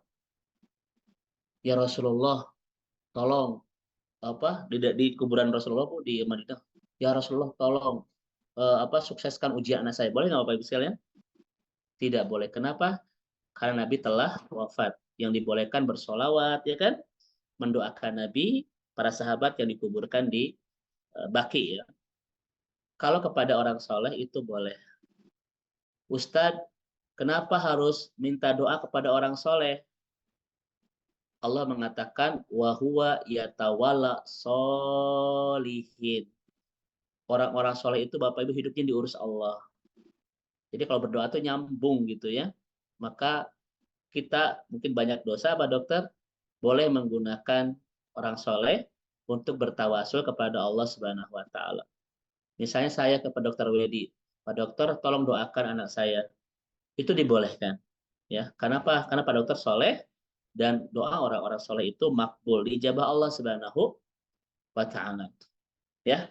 Ini yang selanjutnya Bapak Ibu terkait dengan adab berdoa kepada Allah, boleh menggunakan tawasul yaitu dengan asmaul husna, ya. Baik. Bapak Ibu coba lihat di sini ya. At-tawasul ilallah bi ismin min asma'ihi al-husna. Bertawasul kepada Allah dalam doa boleh menggunakan nama-namanya yaitu yang asmaul husna. Ini sesuai dengan dalil di surat Al-A'raf ayat 180. Ketika Allah mengatakan walillahi asmaul husna, dan Allah memiliki nama-nama yang baik. Ada berapa kata Nabi? Ada 100 kurang 1 ya. Nabi kan begitu Pak Dokter ya. Kata Nabi mi'ah ghairu wahidatin, 100 kurang 1 gitu ya. Fad'uhu biha, maka berdoalah kalian dengan menggunakan nama-nama itu. Ini di surat Al-A'raf 180 ya, begitu. Kemudian karena sudah mau setengah 6, kita percepat lagi Bapak Ibu sekalian, ya. Bahkan di sini Pak Dokter, di hadis yang pernah kita sampaikan, hadis Abu Daud dan Imam An-Nasai, kata Anas bin Malik, ada seseorang ketika Nabi duduk, seorang datang, dia sholat, kemudian dia berdoa. Apa kata Nabi? Orang ini berdoa menggunakan nama-nama Allah yang agung. Yang kalau dia berdoa pasti dikabulkan, dan ketika dia minta pasti dikasih kata Nabi. Ya. Saya ulang Bapak Ibu, ini kata Anas bin Malik. Ketika Nabi duduk, seseorang datang, kemudian sholat dan berdoa, dan kata Nabi, laqad da'allahu bi ismihil azim. Seseorang ini berdoa dengan menggunakan nama-nama Allah yang agung. Idza du'iya bihi ajaba wa idza su'ila bi'ata. Yang kalau dia berdoa pasti dikabul. Kalau dia minta pasti dikasih kata Nabi. Apa kata orang ini Bapak Ibu? Allahumma inni as'aluka bi anna lakal hamdu la ilaha illa anta al-mannan badi'us samawati wal ard ya dal jalali wal ikram ya hayyun ya qayyum. Sok, saya beri Bapak Ibu nama-nama Allah di sini. Ada seberapa Bapak Ibu?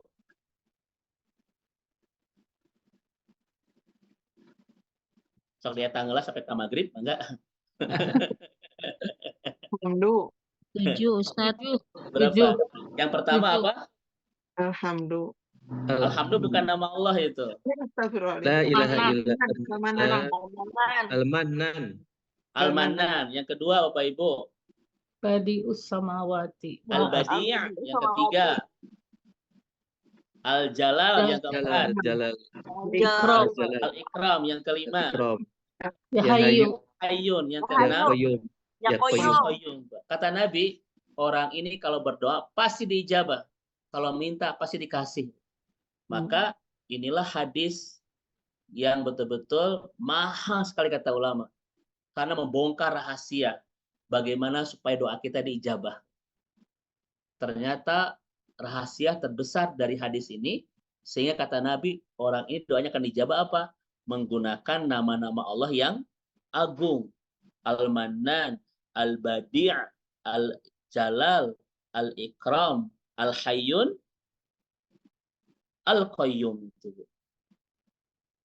Coba kira-kira ada yang hafal Bapak Ibu sekalian, silakan. Yang Al-Badi. barusan? Bukan nama-namanya semuanya lengkap.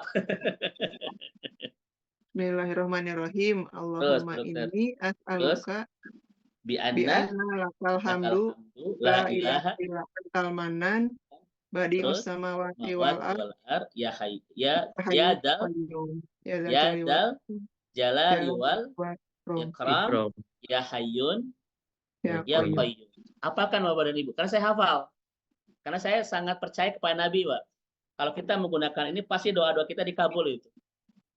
Saya salah satunya sudah membuktikan ini Bapak dan Ibu. Silakan kita hafalkan doa itu karena ini ajaran Nabi dan kita lihat nanti bagaimana cara Allah mengabulkan doa-doa kita. Ya, Masya Allah. Wallahu a'lam bishawab. Inilah Ibu dan Bapak sahabat surga yang semoga Allah rahmati dan Allah berkahi terkait dengan adab-adab dalam berdoa kepada Allah yang dianjurkan oleh Rasulullah Sallallahu Alaihi Wasallam ya dalam beberapa haditsnya, dan mengikuti adab-adab dalam berdoa kata Syekh bin Baz itu penyebab dari diijabahnya doa kita ya. Allah tidak akan mengijabah doa orang-orang yang tidak baik dalam beretika di dalam berdoa ya. Kenapa? Allah mengatakan innahu la yuhibbul mu'tadin. Allah tidak menyukai orang-orang yang tidak beretika, yang melampaui batas ketika berdoa kepadanya.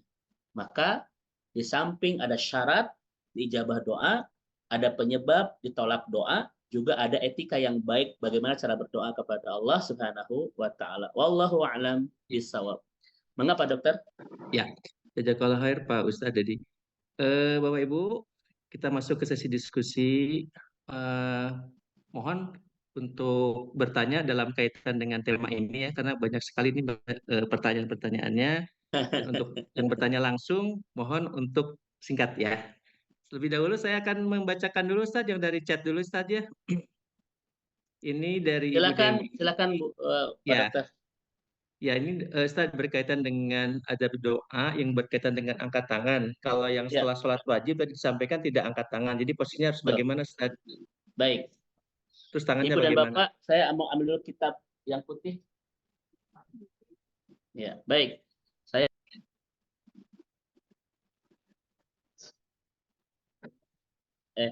Saya akan memperlihatkan kepada Bapak Ibu kitab asli di kajian sore hari ini, biar nanti kalau kita kurang lengkap Pak Dokter, itu kita bisa merujuk ke kitab aslinya ya. Ini tulisan seorang ulama dari Madinah ya, dan dia adalah seorang profesor ya di Universitas Madinah, namanya Dr. Syekh Fuad Abdul Aziz Asy-Syahlub. Ini Bapak Ibu sekalian, ini kitabnya Pak Dokter ya. Ini Kitabul Adab ya, tulisan Fuad Abdul Aziz Asy-Syahlub. Di sini kita bahas semua adab-adab sampai sekitar 22 adab. Bagaimana cara kita beretika yang baik menjadi seorang muslim. Dan di bahasan terakhir itu ada bahasan tentang adab doa Pak Dokter. Tentang adab berdoa kepada. Ini kitabnya Bapak Ibu ya, kalau mau merujuk silakan. Baik, Ibu dan Bapak, untuk mengangkat tangan ketika berdoa secara umum itu dianjurkan oleh Rasulullah Shallallahu Alaihi Wasallam secara umum. Bahkan disunnahkan kata Syekh bin Baz. Bahkan kata Syekh bin Baz, penyebab doa kita dikabulkan Allah. Itu keistimewaan kalau kita angkat tangan. Sampai-sampai Rasulullah Shallallahu Alaihi Wasallam itu mengajari kita bagaimana cara mengangkat tangan itu. Yaitu mengadahkan perut telapak itu ke langit. Gitu. Kata para ulama kita, dengan menghadapkan punggungnya ke Ka'bah. Jadi bisa dua ya begitu. Nah, kecuali di tempat-tempat yang Nabi tidak menganjurkan kita untuk angkat tangan tadi. Satu, ketika khutbah Jumat.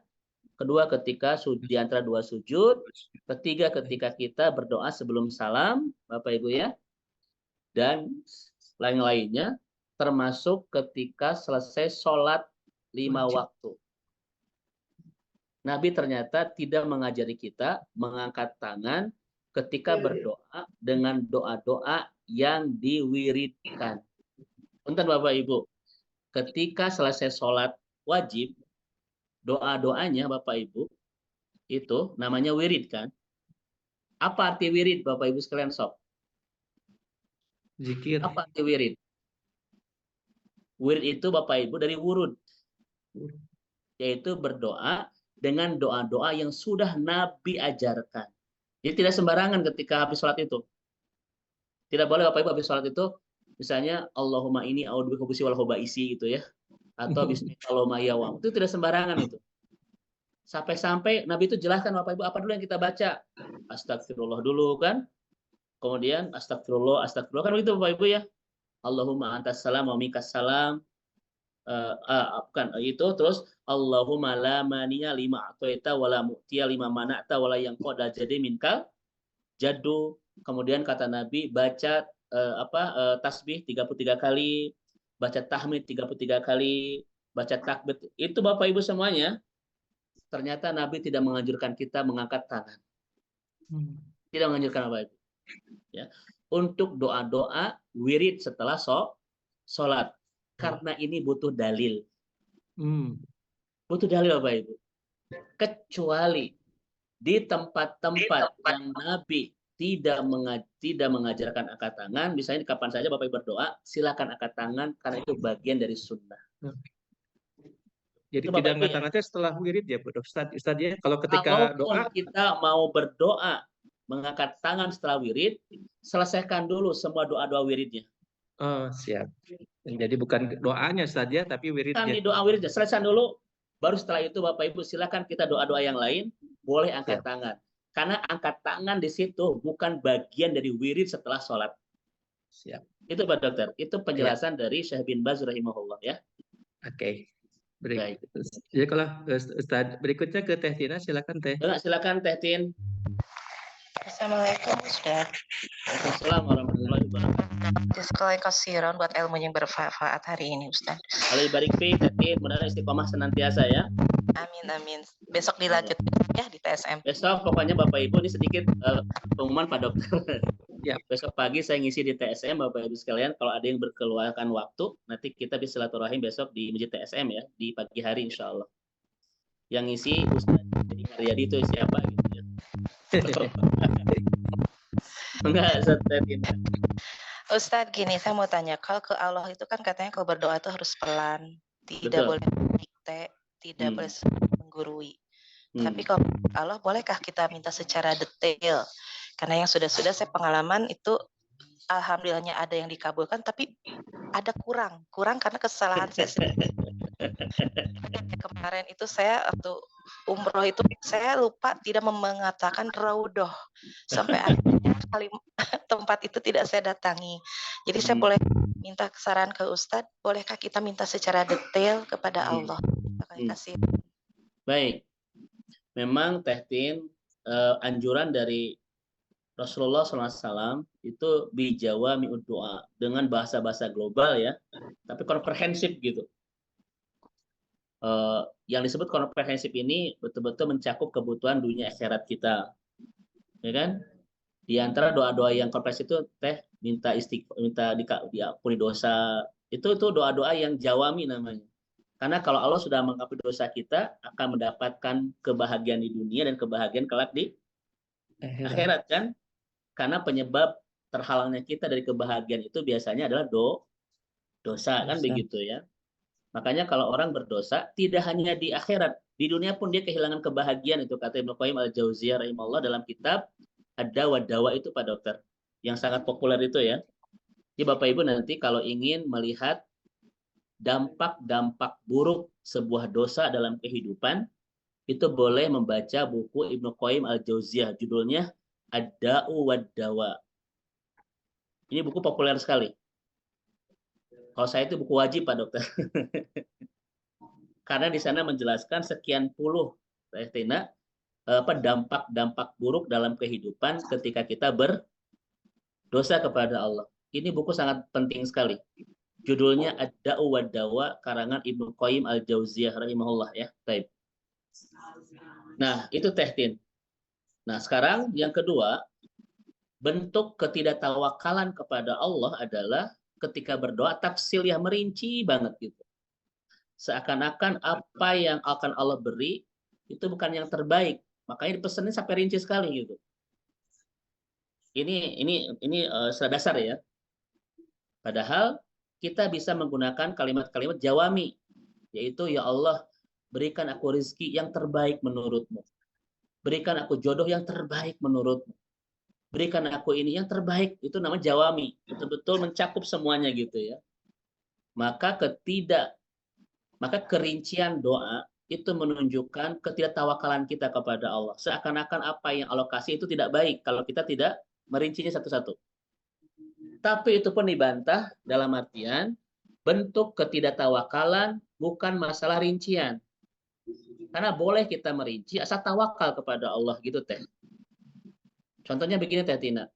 Ketika saya merinci doa sampai detail sekali, tapi hati kita tetap yakin apapun yang akan Allah kasih pasti yang terbaik. Maka itu tidak melanggar ketawakalan dan dibolehkan merinci.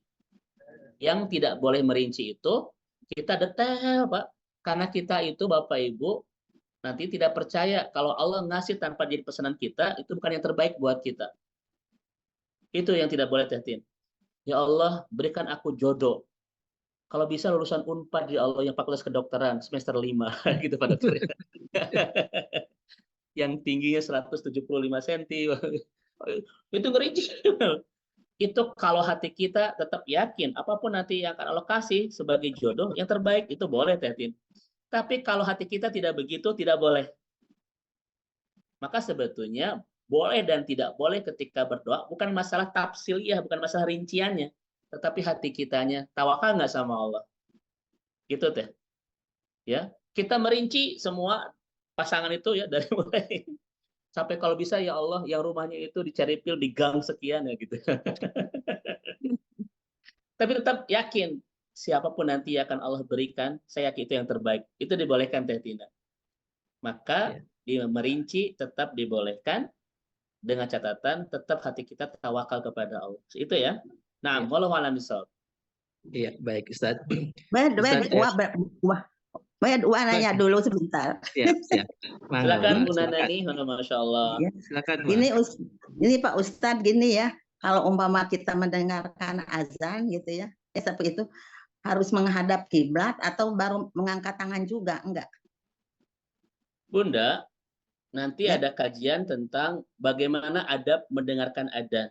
Ternyata ulama-ulama kita mengatakan wajibu liraddihi, wajib menjawabnya. Ya kan? Seperti salam Bunda Nani. Mengucapkan salam itu sunnah. Tapi bagi yang mendengar wajib menjawabnya. Sama seperti adzan, itu wajib kita menjawab. Walaupun nanti kewajibannya, kata sebagian ulama namanya kewajibannya kifayah, kan begitu. Apakah ketika menjawab adzan itu harus menghadap kiblat? Tidak ada ketentuan. Namun ketika berdoa kepada Allah, maka disunahkan untuk menghadap kiblat Bunda.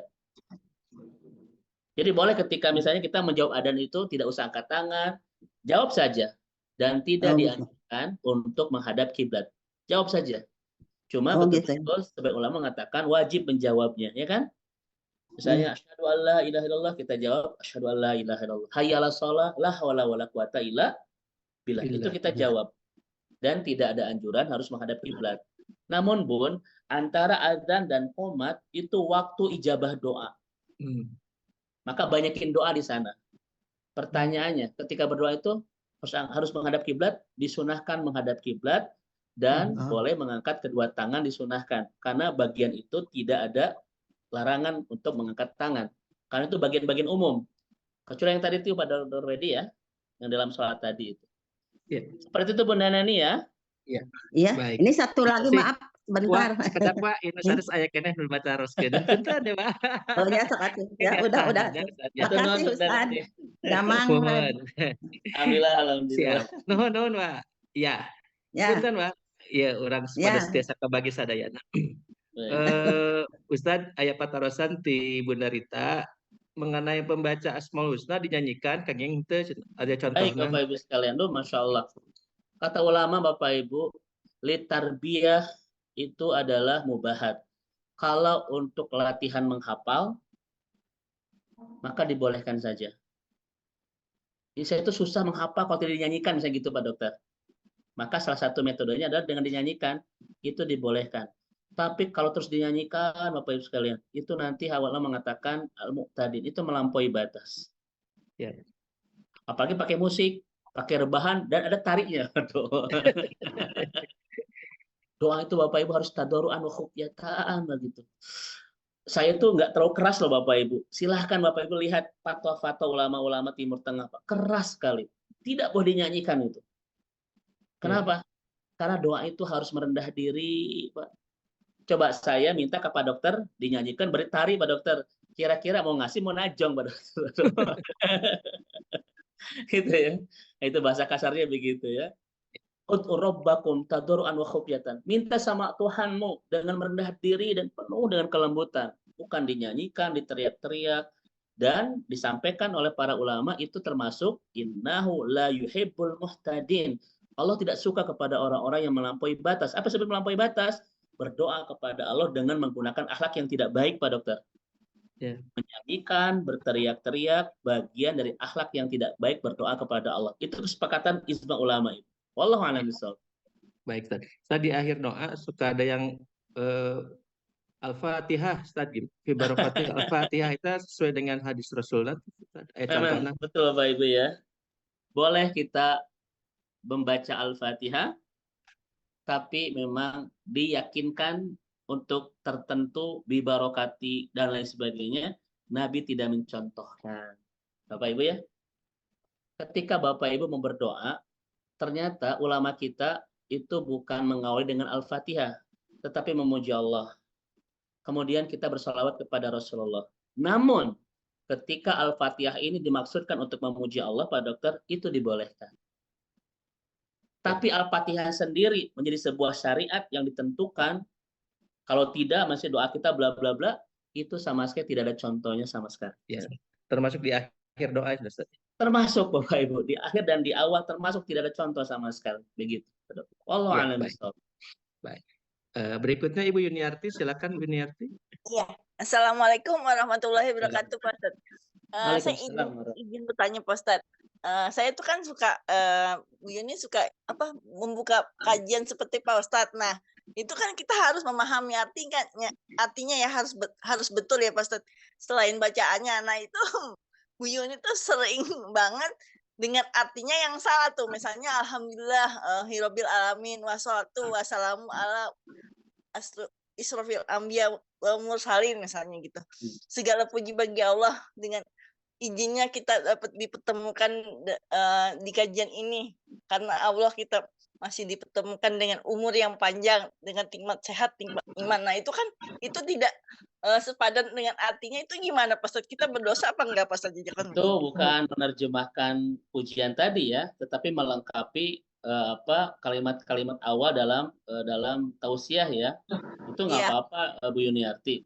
Karena bahasa Indonesia yang barusan itu bukan terjemahan yang bahasa Arab tadi, nggak apa-apa. Itu hanya melengkapi. Karena barusan, kata-kata barusan itu sama sekali tidak menerjemahkan kalimat tadi, ya, kalimat yang awal tadi. Itu nggak apa-apa. Misalnya Pak Dokter Wedi bilang begini, Alhamdulillahirabbil alamin, alhamdulillah alladzi arsala rasulahu bil huda, kan begitu ya? Kata Pak Dokter tadi, alhamdulillah segala puji bagi Allah yang telah menghimpun kita dalam pertemuan ini, dan mudah-mudahan Allah merahmati pertemuan ini. Ini terjemah dari awal tadi bukan? Bukan, itu dibolehkan. Dibolehkan Bu Yuniarti. Ya. Dibolehkan. Karena itu bukan terjemahan kalimat pembuka tausiah tadi kan? Bukan. Ulama-ulama suka melengkapi begitu dan itu sah secara syariat, dibolehkan sekali. Ya. Yang tidak boleh adalah ketika menerjemah dengan terjemah yang salah, itu yang nggak boleh. Ya.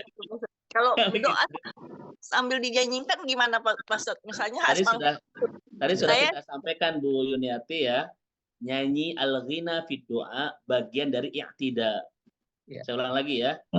Ya. Al-ghina fid doa itu termasuk al-i'tida. Dinyanyikan doa termasuk melampaui batas.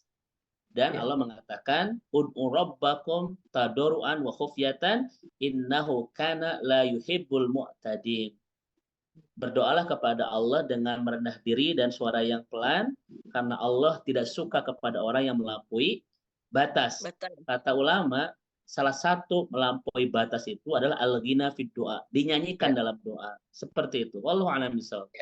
Baik, Ibu Ibu Yuniati. jawabannya. Assalamualaikum warahmatullahi wabarakatuh. Waalaikumsalam warahmatullahi wabarakatuh. Ustaz, kita kembali lagi ke chat dari Bunda Anita mengenai ada mengangkat tangan setinggi apa, Ustaz? Apakah ada ketentuan Baik. angkat tangannya? Bu Anita masih ada ya? Saya menanya Bu Anita, kajian kita ini nanti di tanggal berapa di September? Saya lupa ya. Ada Bu Anitanya? Assalamualaikum Bu Anita. Ini Bu Anita yang di Setra Dago, Pak Dokter. Oh, siap. Baik. Lagi di off mungkin ya. Baik. Ya. Kalau kita lihat Pak Dokter, di beberapa hadis Rasulullah Shallallahu Alaihi Wasallam. Contoh misalnya ketika Rasul itu mengangkat tangan ketika di Sofa Marwa. Hadis Bukhari ya. Rasulullah itu sampai kelihatan putih ketiaknya. Itu Nabi contohkan di Sofa dan Marwa. Jadi betul-betul agak tinggi Bapak Ibu sampai agak tinggi gitu ya. Nabi gitu. Itu Nabi contohkan. Nah, ada beberapa lagi bahkan Nabi angkat tangan begitu ya. Sampai ketiaknya. Ini sebentar. Iya. Namun di beberapa kasus memang Nabi tidak mendetailkan bagaimana cara mengangkatnya seperti apa. Maka itu boleh ditakkid. Kalaupun mengangkat tangan, maka boleh mengangkat tangan dikiaskan ke mengangkat tangan Nabi ketika di Sofa dan Marwa. Kan begitu Pak Dokter, gitu ya. Seperti itu, gitu. Itu boleh disanakan. Tapi sisanya memang kita tidak mendapatkan penjelasan yang lebih rinci terkait sampai batas mana kita angkat tangan, gitu ya, seperti itu. Kita boleh mengangkat tangan, merinci atau merujuk kepada beberapa hadis yang menunjukkan sampai batas mana Rasul itu mengangkat tangan. Itu dibolehkan, ya, seperti itu Pak Dokter. Nah, wallahu a'lam bishawab. Iya, baik. Bapak Ibu sekalian, ini kebetulan waktunya kita. Iya, ini mohon maaf sekali Pak Dokter. Ini kajian sore hari ini pertanyaannya cukup banyak, Ustaz, karena Ya, memang menarik sekali. Karena kalau masuk ke wilayah fikih pasti akan banyak pertanyaan Pak Dokter. Ya, makanya saya rada ngebut juga, Ustaz, untuk. Iya, saya juga tidak bisa jawab panjang-panjang, mohon maaf. Setuju, Ustaz. Baik, Bapak Ibu sekalian, kita cukupkan untuk pertemuan sore hari ini. Tapi sebelumnya Ustaz bisa memberikan summary atau kesimpulan dari kajian sore hari ini. Baik, Ibu dan Bapak yang semoga Allah rahmati dan Allah berkahi. Ad-doa wal ibadah. Rasul bersabda, doa itu ibadah. Dan terkait dengan ibadah ini, pasti kita akan berbicara tentang faktor-faktor penyebab doa itu dijabah, atau syarat-syarat doa itu dijabah, penyebab-penyebab doa kita ditolak, dan bagaimana cara etika kita berdoa. Setiap ibadah pasti begitu Pak Dokter ya. Ada rukunnya, ada syaratnya, ada sebab-sebabnya, ada mawani'nya, dan ada adabnya begitu ya. Semua itu ada. Maka ketika kita berdoa, penuhi semua itu Bapak Ibu sekalian. Penuhi rukunnya, penuhi syaratnya, dan penuhi adab-adabnya. Kenapa? Karena ini kata Syekh bin Baz, min asbabi ijabatid doa. Penyebab doa kita dikabul sama Allah. Ya begitu. Kemudian, Ustadz, bagaimana cara berdoa yang tidak baik? Apakah dikabul? Ulama, Bapak Ibu sekalian mengatakan cara doa yang tidak baik melampaui batas itu sangat tidak disukai Allah Subhanahu wa taala. Bahkan salafus saleh mengatakan ketika kita berdoa dengan etika yang tidak baik dan tidak disukai Allah adalah salah satu faktor doa kita tidak diijabah. Gitu Pak Dokter ya. Sama seperti bagian-bagian yang kita bahas di pertemuan kemarin ya, Pak Dokter Patuti, tentang penyebab-penyebab doa kita ditolak Allah Subhanahu wa taala. Sisanya wallahu a'lam bisawab. Yang jelas karena ini ibadah, maka perhatikan rukunnya, perhatikan syaratnya, perhatikan adabnya, dan perhatikan mawani'nya, penyebab-penyebab doa itu ditolak Allah Subhanahu wa taala, agar semua permintaan-permintaan kita kepada Allah betul-betul Allah kabulkan. Kenapa Bapak Ibu ini penting? Karena setiap hari kita dipenuhi dengan permintaan kita kepada Allah dan berharap Allah mengabulkan dan memenuhi semua permintaan itu. Maka terkait dengan bab doa harus betul-betul diperhatikan. Seperti itu Pak Dokter. Wallahu a'lam bishawab. Alhamdulillah rabbil alamin. Hatur nuhun Ustaz. Jazakallahu khair atas kajian yang luar biasa. Mudah-mudahan Pak Dokter sehat berkah terus insyaallah. Sami-sami Ustaz juga sehat berkah selalu bersama dengan keluarga. Oke, untuk para jamaah MT Sahabat Surga juga kami aturkan terima kasih wabil khusus pada support dari tim ya, dari Teh Tina, Dr. Susi, Dr. Bututi, Pak Eko yang senantiasa mengirimkan hadis tiap hari one day one hadisnya. Juga terima kasih partisipasi dari Bapak Ibu sekalian dalam kajian MT Sahabat Surga. Insya Allah pekan depan kita bisa ketemu kembali. Baik Bapak Ibu, mari kita akhiri pertemuan kali ini dengan baca istighfar dan hamdalah. Astagfirullahaladzim, astagfirullahaladzim, alhamdulillahirabbil alamin. Doa kifaratul majelis.